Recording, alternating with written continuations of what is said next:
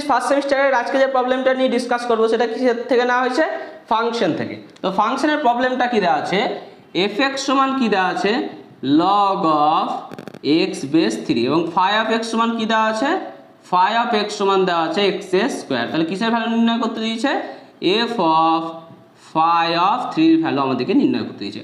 Phi of x, এই যে phi নিয়মটা আছে, এই যে ম্যাপিংটা আছে, সেটা এক্সকে কোথায় নিয়ে যায়, এক্স স্কোয়ারে নিয়ে যায়। তাহলে দেখো এই যে ফাই অফ 3 ভ্যালু নির্ণয় করতে হবে, তাহলে এই জায়গায় যদি 3 বসাই তাহলে ফাই অফ 3 ভ্যালু কত হবে, সেটা কোথায় যাবে, 3 স্কোয়ারে চলে যাবে। তাহলে 3 স্কোয়ার, তাহলে এফ অফ কত হয়ে গেল 9। আবার দেখো এফ অফ এক্স, এই যে এফ ম্যাপিংটা আছে সেটা এক্সকে কোথায় নিয়ে গেল, লগ অফ এক্স বেস 3-তে।